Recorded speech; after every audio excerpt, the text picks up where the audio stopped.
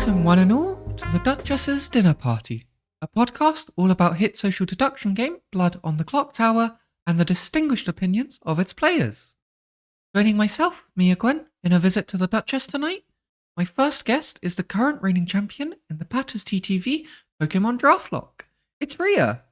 Please go ahead and introduce yourself and where people might know you from. Hello, I'm Rhea. I play Clock Tower sometimes on streams. Honestly, the Nuzlocke thing is much more impressive. You should remember me for that. Lovely. My second guest appears for half of a second in the London 2012 Olympic opening ceremony. It's Geoff. Please go ahead and introduce yourself and where people might know you from. Hello, thank you, Mia, for inviting me on. I'm Geoff. You'll probably see me in the chat of most Clock Tower streams. I'm an avid watcher. Don't play too much online, but you will see me if you in the UK are playing live there. Lovely. Thank you both for agreeing to visit the Duchess today. And to get us started, Rhea, would you like to share your opinion? Yeah, great. So my opinion is that the storyteller's job is to get the game to Final 3 is a flawed statement. That's not to say it's a totally horrendous, horrible statement that should never be said to anyone ever. It's to say that it doesn't really cover the entirety of what a storyteller should be doing, in my opinion. Obviously, that leads to the question, what is the storyteller's job? And the answer to that is to make a game that's fun for their players, but also that's a cop-out answer, because that leads to the question, well, how do you do that? So, we're going to try and talk about some of the things that a storyteller should be doing. I think that's kind of the gateway my question is kind of trying to open here. I don't think the statement's totally flawed. I think that what's behind the statement is saying that the storyteller kind of wants to balance the game, which I think is true. In general, players prefer to have their games be close because close games tend to be more memorable. If you think about maybe some of the games you've played in, then I imagine that the games that stick out in your mind most are probably the ones where it was really close, tense Final 3. And maybe the good team just pulled out at the last second with a vote, or the evil team just managed to fool them. In general, the games that end on day one with like a random Slayer shot are funny, but they don't tend to be like the most memorable ones that kind of come back to again and again with your stories. So yes, the storyteller's job is to somewhat balance the game, and I agree that the storyteller's job to get the game to Final 3 kind of alludes to that, which is true. But they also have other responsibilities, in my opinion. They've got to keep the game going at a good pace. They've got to run the voting phase in a way that gives everyone time to speak, and also lets everyone vote fairly. When you're running the voting phase, don't like swing your arm around really, really fast. I've seen some storytellers do that. It's not good. It's funny one time, and then it's don't do it. So yeah, I think it is both possible to run a game that is a mess in terms of balance, and everyone has a good time, especially at the end of a convention or something where the mood is that way, and you can kind of throw this out the window, and you don't need to get the game to Final 3. You could just kind of create a mess, and everyone will have a fantastic time anyway because that's the mood. And it's also possible to run a game that does get to Final 3 but doesn't feel particularly satisfying. For instance, if you use your storyteller's decisions in a way that feels unfair, for example, if you've used the pacifist to save the demon, play opposite a tea lady. If the demon's one side of the tea lady and there's a good player the other side, and you've used the pacifist's ability to save the good player, it might feel unfair to the good team in that scenario because you've used the townsfolk ability to make it look like the demon's a good player, and then that can kind of feel a bit bad even though you've got the game to Final 3. So yeah, that's my statement. Thoughts, opinions, go. Yeah. So I guess the first question that comes to my mind is, why do you think the statement is given to new storytellers? Like, what is it in that statement that makes it good advice that it is sort of the ubiquitous, like, first statement? What is the job of the storyteller? Well, it's because it's easy. I guess each member is one big thing, right? I think I've thought about this a little bit. It's very hard to think of an alternative statement to new players that is one sentence long and actually accurately sums up everything a storyteller is meant to do. I kind of had to go on a 2-minute diatribe there, which is not ideal when you're kind of speaking to a new storyteller. You go, well, what's the storyteller's job? Well, let me read you this essay. So, and it does, and like I say, it's not totally useless. It does have a few things in there that are accurate. The storyteller does want to balance the game. Ideally, the storyteller getting games to Final 3 tends to be a fairly decent thing to do. But it's not the be all end all, certainly. And yeah, there are other things that the storyteller should be prioritizing. Yeah, I think it's very good for new storytellers because generally the longer the game goes in a natural way, the better the game probably is. And so getting to final three gives you a tense ending. But as Rhea points out, there's other responsibilities that you've got. But if you have that sort of main vision of getting towards an end game, I think that's a good position to start with. Do you think it's a statement that a new player can use as a measure of how well their game has gone? It's like an objective measure of like, I'm a new storyteller. I don't massively know what goes into making a good game or a bad game, but I got this game to final three, and that in turn, like, inherently means that it had some goodness about it. I think the problem with that is that, like I say, it can lead to some poor decisions. For example, I don't think anyone would argue that if a king is killed by the demon on final 7, that you should then misregister the recluse to show the choir boy the recluse is the demon. Um, Even though that will make the game go longer, probably, because they'll end up executing the recluse. It's not particularly fun for the choir boy who's managed to get their ability off. They've managed to convince the demon perhaps that they don't exist. The demons killed the king and they get their ability, and it's a big moment for the choir boy because a lot of the games, you'll find that choir boys don't manage to get their information, and that's the nature of the beast of the choir boy. But by misregistering the recluse there, you've made the game go longer, sure, but have you made the game more satisfying for your players? I would argue not. I'm scared of the new storyteller that's running King Choir Boy. Okay. King Choir Boy aren't that complex. I think new storytellers can actually King is fairly hard actually, I think, to determine what to do a king. That's a whole other topic. Yeah. I think King is hard to run. Yeah. But also that means they're running a custom. Anyway, this is off topic. I think it can be a measure. It's not the be all end all. It's not like if you get to final three, then it was a good game, and if you don't get to final three, Yeah. it was a bad game. I think because a lot of the things you hear is like people will say like you want people to play well or to do, and like do things, and so if you try and always balance it back to getting to a final three and sort of thing, then you don't actually allow players to make. I don't say good plays, or because I'm not sure there is a way to play Clock Tower good or the best, etc. But like to do interesting things, and I think that's also what you want to happen. Yeah, I think that the storyteller should be kind of supporting both teams in being able to achieve their goals. By that I mean that the storyteller should be supporting the evil team with plays they want to make. For example, if there's a dreamer in the game, the storyteller should be paying attention to what the evil team are claiming, so they know what to show the dreamer if they're dreamed. And same for Undertaker, even on TB, right? Undertaker's poisoned. The storyteller wants to know what the evil team's claiming so that they can support their story that they're selling to the good team if the Undertaker is poisoned. And equally, for the good team, you want to give the good team a fighting chance with their sober information to find out who the evil team is. You don't want the good team feeling like, well, we just have no chance to solve this game because the storyteller didn't support us with the information that we need to have a valid chance to solve.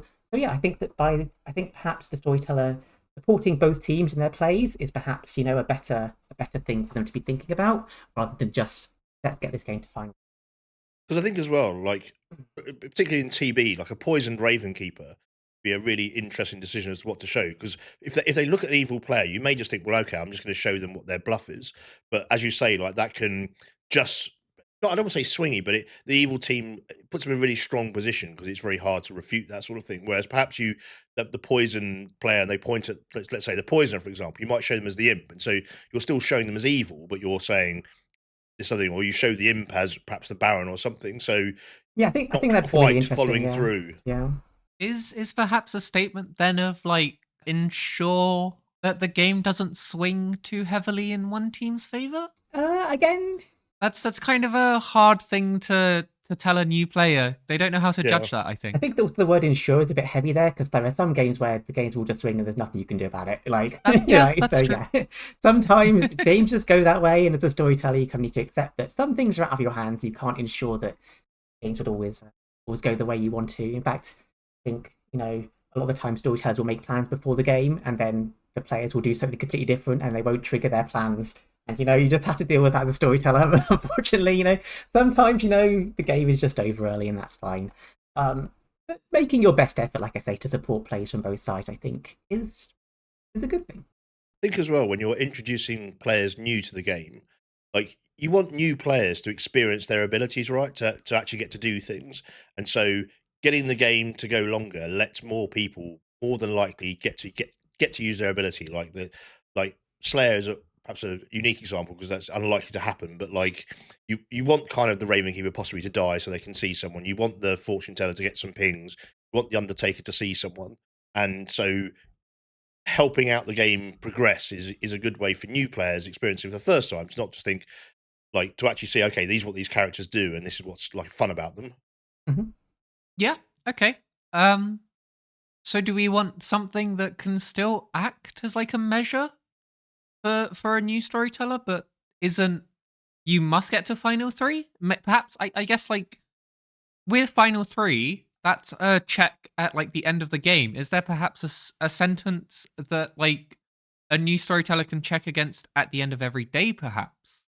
You know, Ooh, that's a I've good just set everyone to question. sleep. Let's now check against my piece of advice that I've been given. Did I achieve that piece of advice yesterday? If I did, good. I'm doing a great job. If I didn't, no. What would I guess a statement then look like for like something that you can check against each day? Great question. I don't have an answer off the top of my head. Any ideas, Geoff? I think it's gonna this is gonna sound really like a cop out, I feel, but like, are the players still engaged? Like, is everyone still talking or wants to talk to people or trying to learn things? I think that if people are still, you know, thinking about who's evil, thinking about what's happening with the game, that's a really great sign that the game's going well, right? People think. Whereas I think if people are starting to sort of zone out or back out, that's sort of when you can sort of detect that the game isn't quite going right. Yeah, I think that's a good point there. I agree. Yeah, I like that. So a statement of like at the end of each day, you should be checking to make sure that all your players were engaged in the day. Yeah, and perhaps if you've got someone who doesn't seem to be engaged, perhaps you can use your powers as a storyteller if you have those abilities. For example, like Zabon, to get those players more involved. Maybe you've got a player who's a little bit zoned out. You can give the Savant some information involving their character to have the Savant go and try and seek them out, get them more involved in the game. I think that's a great thing to do to kind of improve the engagement of your players. I also like this as just like there is very much a social side to Clock Tower, and it's important to make sure that your players are engaged because at the end of the day, it's an activity everyone is doing for fun. And so, like, I've played games where you just zone out and it leaves a bad taste in the mouth. And so I think making storytellers aware that there are 12 people or however many people who have entrusted them with their fun for the next few hours, and to make sure that you're sort of upholding the promise that comes of being the storyteller. I quite like that as a bit of a storyteller advice instead. Yeah, and I think also it's somewhat on the players as well, right? I think this is particularly true in situations where you've got an outed evil player or a player that most people believe are evil, to kind of make sure that they're still involved in the game. It's not just the storyteller's job, obviously, to make sure they're engaged, but as Yeah, the of storyteller, course. you have the power within your hands to do something about it. So yeah, it's good. Because I definitely think with like the outed evil thing there, I think as the storyteller, you can say something like you almost offer like advice to say, well, actually, speaking to the outed evil players, they might reveal something about their evil team, or they might sort of how they react might be an interesting thing to see. Because I think trying to promote people talking to one another still, even when they are outed evil, as you say, I think that can happen in some circles where someone's outed evil, people don't want to talk to them. He's like, what can I get from this? And as an ST, encouraging that inclusivity still can really help people remain sort of engaged in the game. Absolutely. The next time a new player asks me for some storyteller advice, I'm just gonna say make sure that your players are engaged at the end of every day, you know? I think it's good advice. Yeah, I like it. Good opinion, Rhea. Thank you. My opinions are always excellent.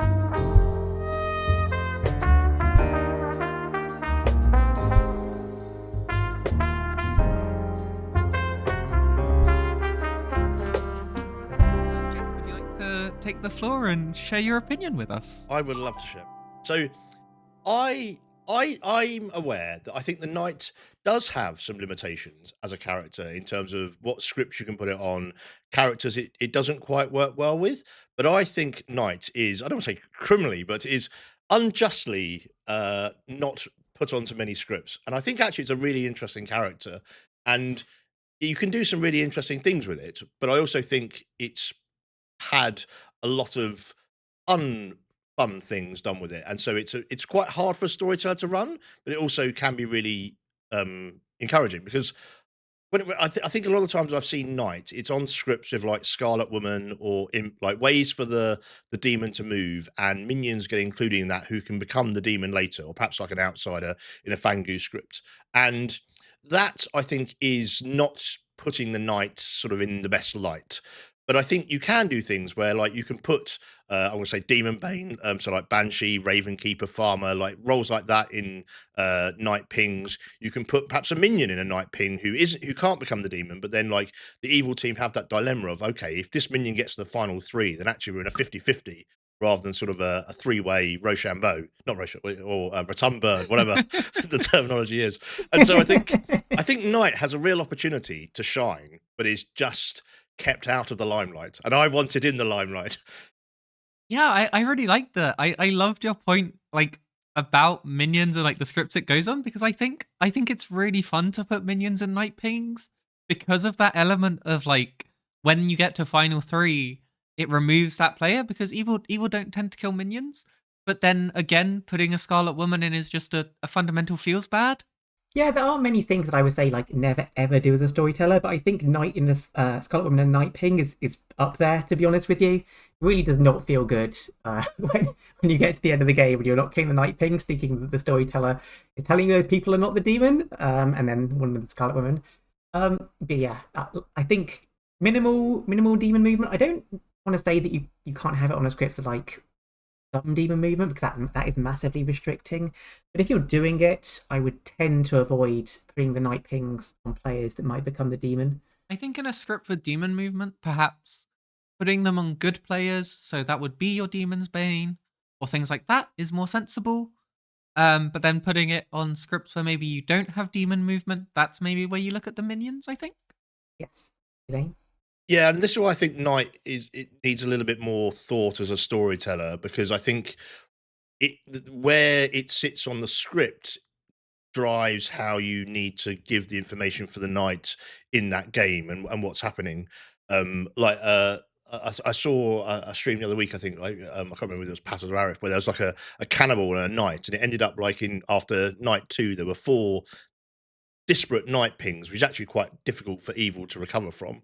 And so being careful with your Night Pings is a storyteller skill, but I also think you can do some really interesting things. Okay, so let's say there's now a sudden uptick in Knight usage, because I'll be honest, I don't remember the last game I played as the Knight. I don't think I've ever been the Knight. I've been the Knight one time and it was completely game solving. Yeah.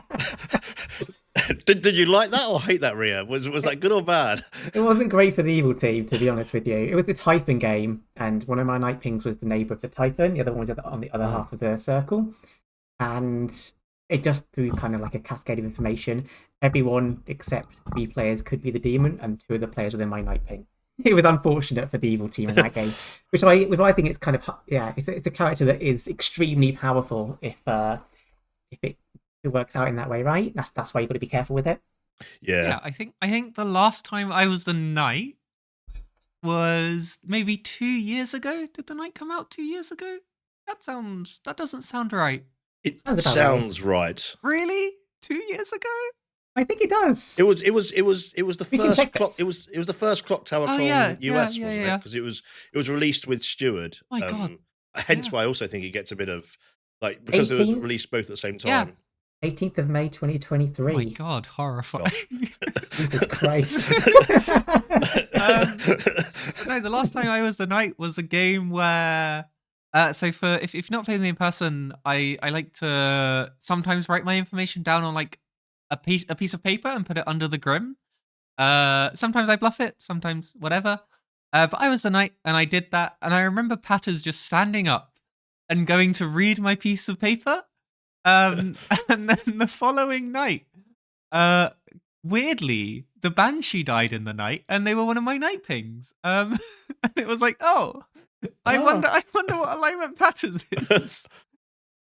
which was very funny because it turned out to be a little monster game, and the Banshee had been Mez turned. So that was it was something. I think Knight, like, also though, it meets a lot of the criteria. Like, it's quite fun to bluff it as a good Yep. player, because you can, as in like cases like that, you can put it on people that you trust, and you're like, if they're got an ability that will trigger the Knight, that's gonna be useful. But also, like, it's fairly easy for evil to bluff as the Knight and use it. You've got that like dilemma of actually it ties some players together, and it's like, if the evil team are using that, are they using it truthfully? Are they using it falsely? Like, I think it has some really interesting interactions. Yeah, I completely agree. I guess the question I was asking earlier is let's say there's an uptick in the amount of Knight usage that is used. What do you think the scripts that come out of that look like? What do you think the games that come out of that look like? Why do you ask difficult questions? Because it's interesting and engaging, Geoff. I think a natural partner for the Knight is actually Alsahir. Alsahir also wants minimal demon movement on its scripts, yeah. and it lets the Alsahir distinguish between who are minions and demons in their guesses. So I think Alsahir Knight is very good, in my opinion. Yeah, I hadn't thought about that. That is actually quite a good combination. I think any of the Demon Bane, I think, are also interesting. I think most scripts anyway have to have some sort of like Demon Bane thing. You don't the evil team don't want to kill at night.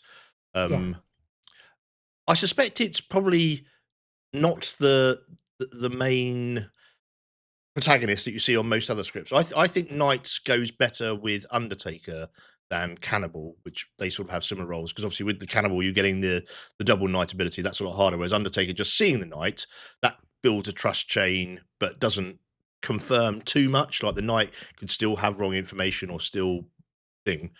So I think probably Undertaker. How do you feel about Knight with a storyteller picking death, like Yagababble and Little Monster? Do you feel like you need to kill off the Night Pings when you run that? Yeah, perhaps that's why the Knight doesn't get as much love, because I can understand why people would feel bad where a storyteller choosing the Knight kills can choose to target those Night Pings. But then, as you say, like, it sort of has to be done in terms of like nothing can be off limits as a storyteller.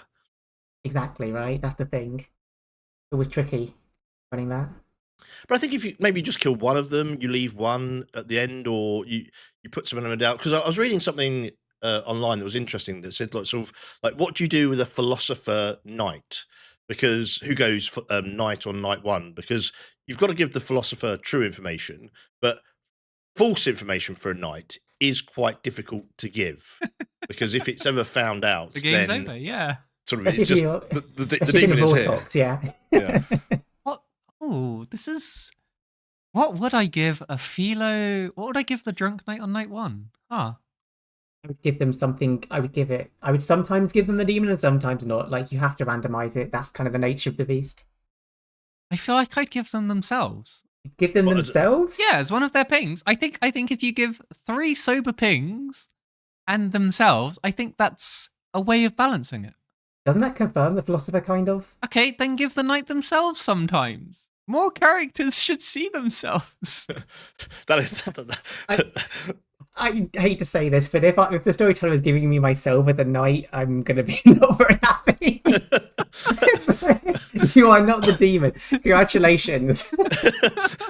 I wonder if that's where, with the Knight, when you allow these characters that it interacts less well with, does allow you to do a little bit those sorts of interesting things. Like, if you did have like an imp on the script, or you had like a Vortox, then knowing yourself as not the demon is actually more useful, because you're saying, actually, this definitely is true. It could still be Vortox though, because Vortox you have to see the demon and not a demon, so it doesn't. Unfortunately, it doesn't rule out Vortox. If you saw yourself and the Vortox, would you not think,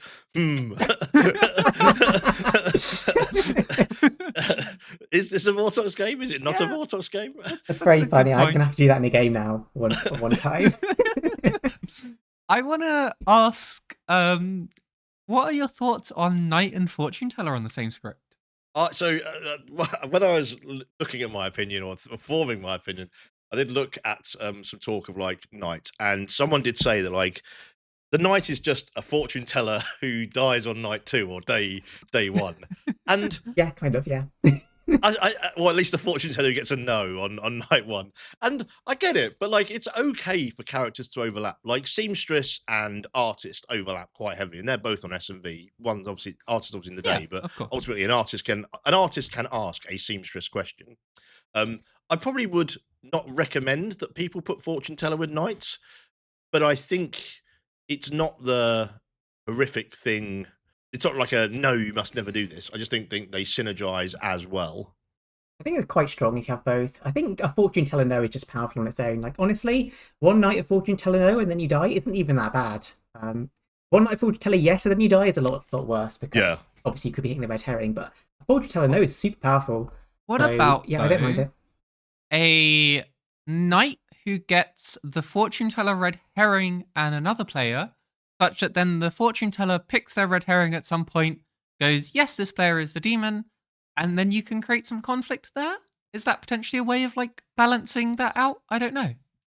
I like that. Don't do it every game, obviously, but I think it's a fun thing to do. Yeah. Yeah, it's always hard, I think, to say is it a conflict or not, because you sort of feel like in an immediate response, I go like, oh, I probably wouldn't do that because I think I predominantly like being good, and so I think of these things in the context of like, oh, that's gonna be really confirmatory. Like it's just gonna be really obvious that this person's the red herring, and therefore the fortune teller's job's a lot easier. But I also think though evil players can just get away with those sorts of things, and it would be exactly the same. So I think my good bias says it's too strong. But do you not think that you might start saying, oh, the knight is a minion to this player who I have a yes on, or the knight is poisoned night 1, or I'm poisoned tonight? Do you not think it opens I'm up blind those to these worlds? evil worlds, Mia. I see. Okay. No, There are I plenty think of it. worlds, right? Yeah. Yeah, I think it is, and I think it's just. I think my first instinct. I think they shouldn't be together, but I think you can do interesting things if they are together. I think it's very difficult to think about these things in a vacuum as well, right? When you're playing the actual game, you have socials and things to go on. Oh, absolutely. Yeah. So you can easily say, well, yes, I would meta this thing if it happened in real life. But if you don't, you have a social read on one person, you don't on the other person, then you might think that person's evil. You don't know.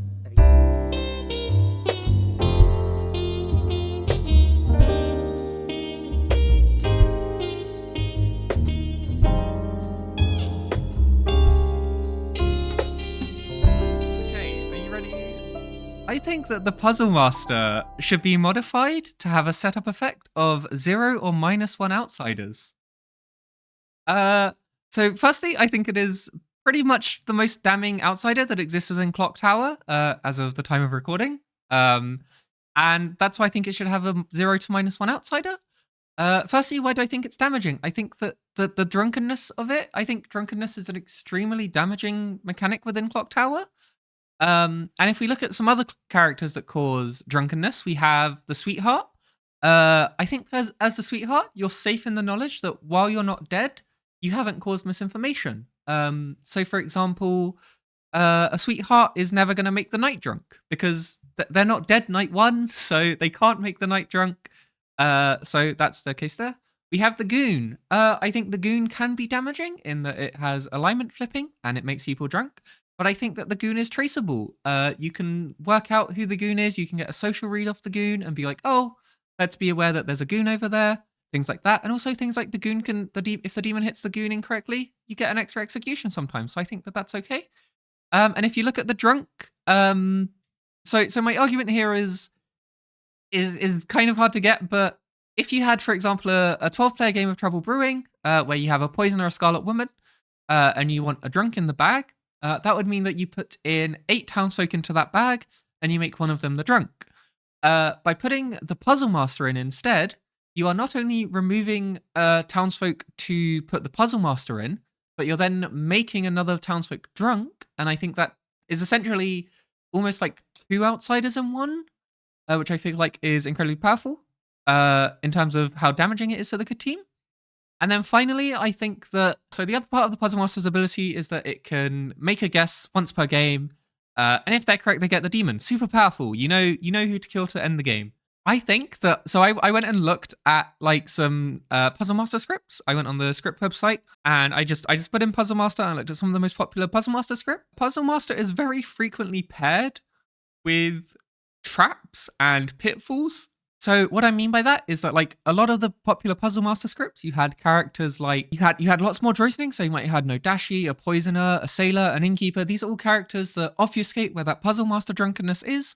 So the chance of the Puzzle Master making a correct guess in the first place is already lessened. Secondly, there were also lots of pitfalls around misinformation. So that's things like a goblin, a boom dandy, saints, where the storyteller can be like, oh, here's your information, and then, point you at the saint, and if you decide to follow on that information, then you might lose the game. And so I feel like it's the positive of you can guess the demon and win the game is such a minuscule effect as compared to you're drunking another player, and also instead of like the drunk being an extra townsfolk, you're not a townsfolk.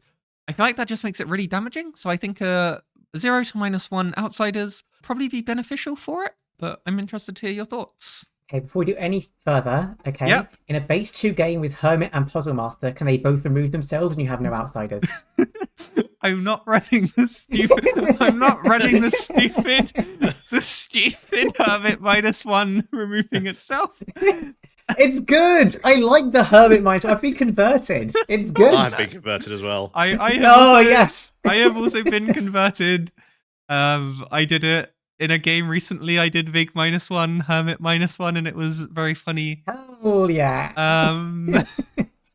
So yes, in a 12-player game, you can remove them both. Let's go. All right, you got my support. Yay! I have to say, mate, this is not the worst opinion. I was expecting something more terrible. This is a good opinion. I'm struggling to argue against it. I'm not sure I agree that the Puzzle Master is 2 outsiders in 1. I will debate that a little bit. I think the Puzzle Master's ability is helpful to the good team in a vacuum, right?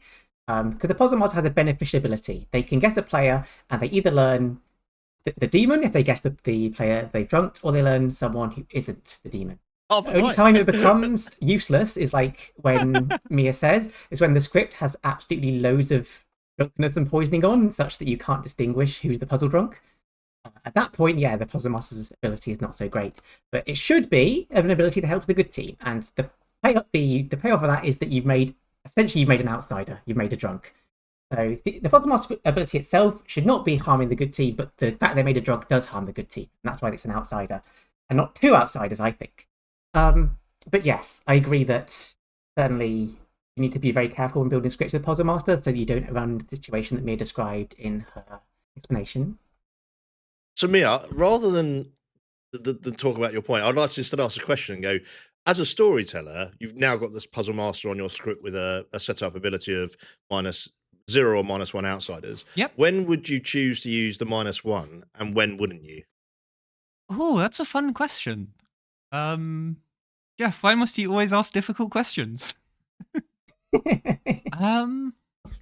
I think you have to shake it up sometimes. Like sometimes it's just good to do a -1 for the sake of doing a -1. It's very hard to answer this in like a vacuum. Like I'd need to know what else is on the script for this, but I think I would certainly be factoring like, what am I making puzzle drunk here? Like if I'm making the night puzzle drunk, then I probably would do a -1. Whereas if I'm making, what would I make drunk that wouldn't -1? Because it very much depends on what you do with the drunkenness, I think influences. So I played in a game recently where the pixie was puzzle drunk, but the pixie saw correct information and they believed they had gained the ability when the player died, but the information was wrong. I think that's maybe a situation where I wouldn't -1. I think that the pixie still has majority reliable information there. And also they're not going to look like a puzzle drunk, I guess. So I think Perhaps an easier question. Would you err on the side of -1 or 0 more often? Ooh. Because I think I might err on the side. I think from just it currently being 0, I probably would err on 0 now. But I actually think -1, because Hermit, I think -1 is very rarely used. But I think I would want Puzzle Master -1 used more often than Hermit -1. I use Hermit -1 all the time. In fact, most Hermit games I run have only Ooh. the Hermit as the outsider. I think I would use it more than 50% of the time, I guess. Yeah, I think so. I guess, so the issue with this is that one, I think, so like, sort of my points against the -1 are, firstly, you've added another townsfolk, which in a sense is another player for the puzzle master to factor into guessing. Because like, no one guesses the recluse is fuzzle drunk, right? No one guesses the klutz is fuzzle drunk, because Right, yeah. if you've made the klutz puzzle drunk, that's just a townsfolk. So by adding in another townsfolk, that's another piece of like a puzzle that could maybe have misinformation. So that maybe makes the whole guessing element slightly harder. And I guess the other thing is that this potentially removes the ability for evil to bluff it.